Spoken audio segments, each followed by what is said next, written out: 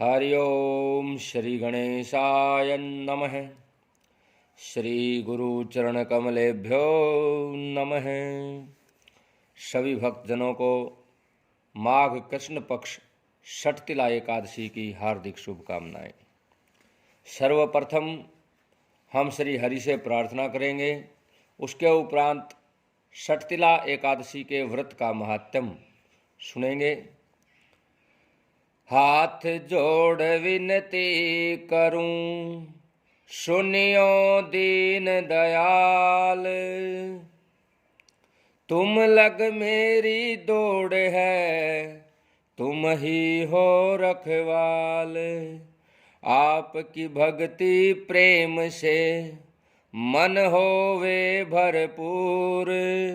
राग द्वेष मेरे चित्त से कोसों भागे दूर। अति अनुग्रह कीजिए सेवक अपना जान। हरि भक्तों के बीच में प्रभु मेरा होवे मान। कपट दंभ मेरे चित्त के कभी न आवे पास। ध्यान आपका रात दिन मन में करे निवास।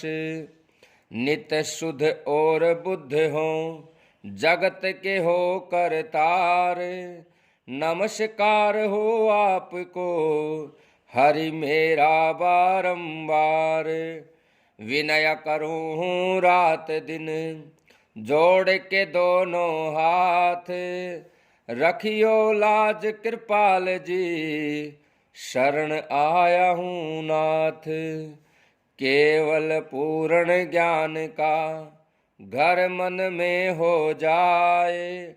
घट घट व्यापक ब्रह्म जी निश दिन रहो सहाय। श्री कृष्ण, श्री राधे कृष्ण, जय श्री कृष्ण। माघ मास के कृष्ण पक्ष की एकादशी षटतिला एकादशी के नाम से जानी जाती है। इस दिन 6 प्रकार से तिलों का व्यवहार किया जाता है, इसलिए इसे षटतिला कहा गया है। इस दिन तिलों के जल से स्नान, तिल का उबटन, तिल से हवन, तिल मिले जल का पान, तिल का भोजन तथा तिल का दान करने से समस्त पापों का नाश होता है। तिल सनाई तिलोदवर्ती, तिल होमी तिलोदकी, तिल भुक तिल दाता च षटतिला पाप नाशना। इस दिन काले तिल तथा काली गाय के दान का भी बड़ा महात्म्य है। भगवान श्री कृष्ण और नारद जी का संवाद है। श्री कृष्ण जी नारद जी से कहते हैं कि हे नारद, एक बार दालभ्य ऋषि ने पुलस्त ऋषि से पूछा कि माघ मास के कृष्ण पक्ष की एकादशी का नाम क्या है, उसका महात्म्य क्या है। श्री पुलस्त जी ने कहा कि हे ऋषि, माघ मास के कृष्ण पक्ष की एकादशी का नाम षटतिला एकादशी है। इस दिन प्रातः स्नान करके श्री कृष्ण इस नाम मंत्र का जाप करना चाहिए। दिन भर उपवास रखें और रात्रि में जागरण करें। तिल और गोबर मिलाकर के 108 कंडे बना करके हवन करें। ओम नमो भगवते वासुदेवाय द्वादशाक्षर मंत्र से हवन करें या श्री कृष्ण नाम से हवन करें। भगवान का पूजन करें, भगवान को अर्घ दें और ये मंत्र बोले कि सुब्रह्मण्य नमस्तेस्तु महापुरुष पूर्वजय ग्रहणार्घ्यम मया दत्तम लक्ष्म्या सह जगतपते। नैवेद्य में तिल युक्त फलाहारी सामान रखना चाहिए। ब्राह्मणों को भी तिल युक्त फलाहार देना चाहिए।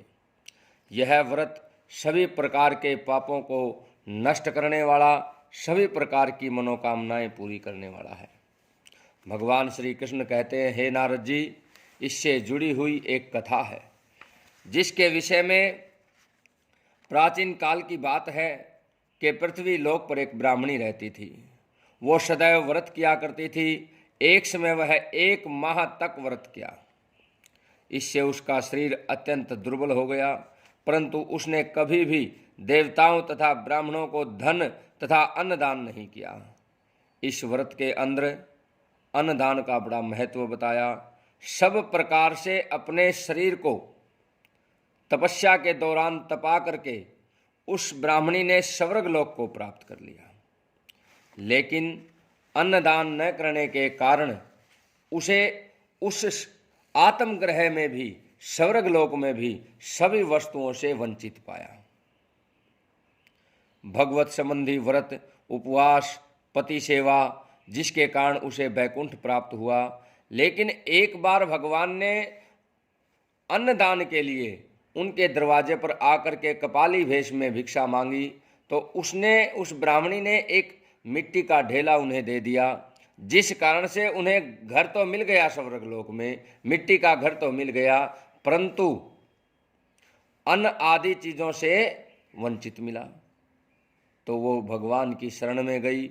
उन्होंने कहा कि मैंने ताउम्र भगवान की सेवा की, व्रत किए, पूजा की, जिस कारण से मुझे स्वर्ग लोक तो मिला, परंतु मेरा घर अन्न से वंचित है।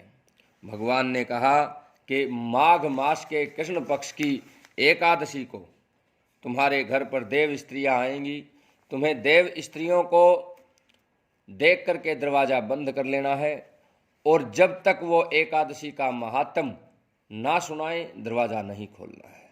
उसी प्रकार से ब्राह्मणी अपने घर गई, जा कर के एकादशी की तिथि को देव स्त्रियां जब मिलने आई, दरवाज़ा बंद कर लिया।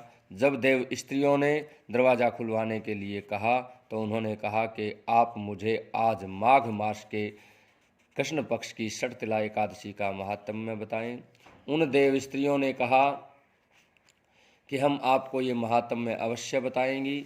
जब उन्होंने एकादशी का महात्म्य बताया, तो उस ब्राह्मणी ने दरवाज़ा खोला, जिसके फलस्वरूप अन्न इत्यादि से उसका घर भर गया। और इस प्रकार से मनुष्यों को षटतिला एकादशी का व्रत करना चाहिए। इससे मनुष्यों को जन्म जन्म में आरोग्यता प्राप्त होती है, दरिद्रता नष्ट होती है, और इस व्रत के प्रभाव से मनुष्य के समस्त पाप नष्ट हो जाते हैं और अंत में वैकुंठ की प्राप्ति होती है। जय श्री कृष्ण, जय श्री कृष्ण।